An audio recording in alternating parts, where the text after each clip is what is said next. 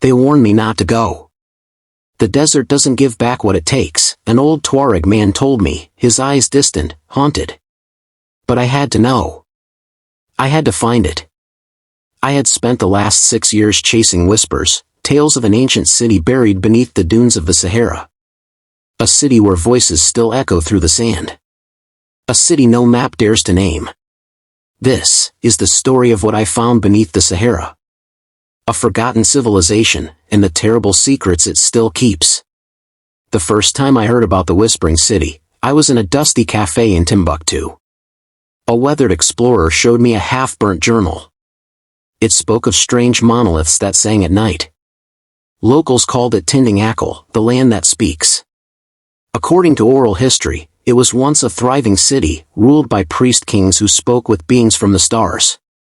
But one day, the city vanished. Not in war. Not by famine.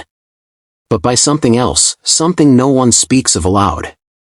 I partnered with geologists and archaeologists. Satellite scans showed unusual structures beneath the sand near the Tainsroft Basin. Perfectly straight lines, deep square formations, patterns no natural process could make. One scan showed a massive circular plaza, too symmetrical to be coincidence.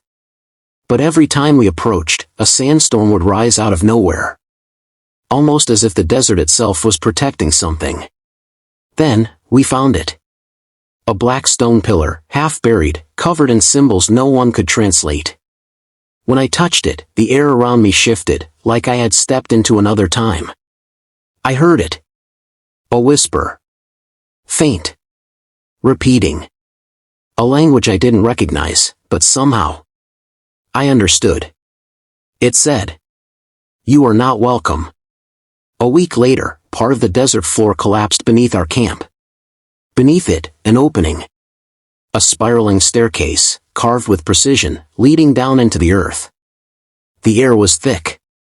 Stale, but humming, like something deep below was still alive. We descended, and what we saw was not made by human hands. Vaulted chambers. Colossal statues with elongated heads and gemstone eyes. Murals of people looking up to the stars, and others, of stars looking back down. At the center, a vast chamber, a stone map of constellations unknown to modern astronomy. This wasn't just a city. It was an observatory. A temple. A gateway. Then we heard it. Not whispers, chanting. In a language older than time. We weren't alone. In the deepest chamber, we found them, sarcophagi with humanoid figures. But their faces were not human. They had eyes like obsidian, limbs too long, mouths sealed with gold. One was missing its lid. That's when everything went wrong. Lights flickered. Walls shook. The symbols began to glow red. Whispers became screams. We ran. But one of us didn't make it back. He was standing too close to the center of the map when it opened, a blinding beam shot upward. He vanished. No trace. Just a pile of ash, and a whisper that never stopped. We barely escaped. The tunnel collapsed behind us. The pillar? Gone. The storm that followed buried everything again, as if nothing ever happened. As if the desert was closing its mouth, after whispering too much. I contacted every major institution. Smithsonian. British Museum. African Antiquities departments. They all told me the same thing. No such site exists. But I have the footage. I have the symbols. I have the scars. And I'm not the only one who's heard the whispers.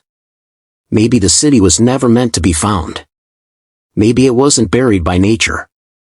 But by design. Hidden from those who are not ready.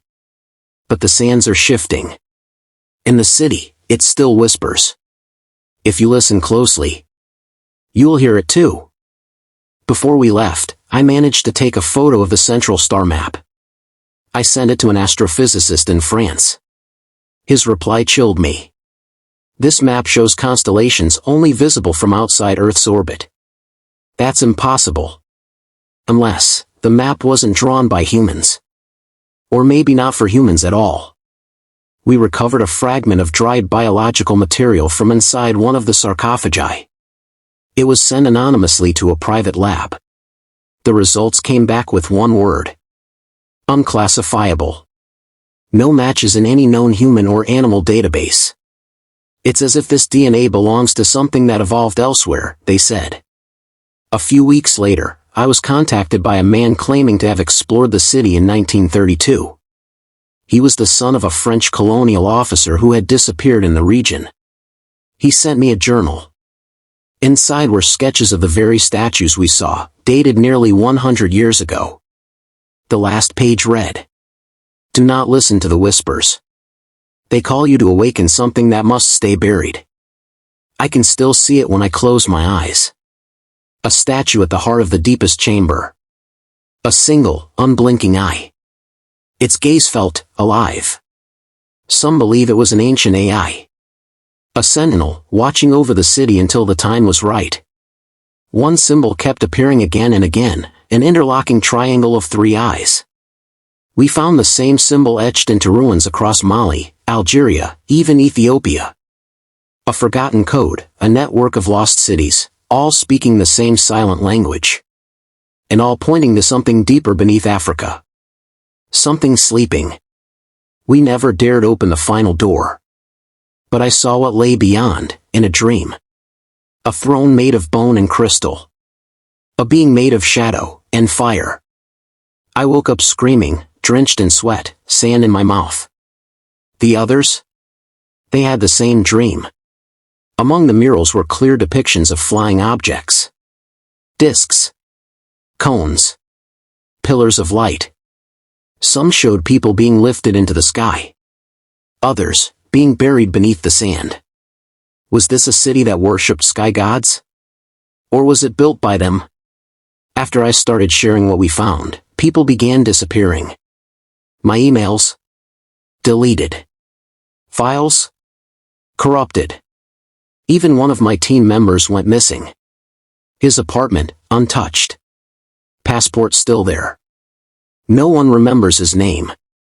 It's like he was erased. There's more.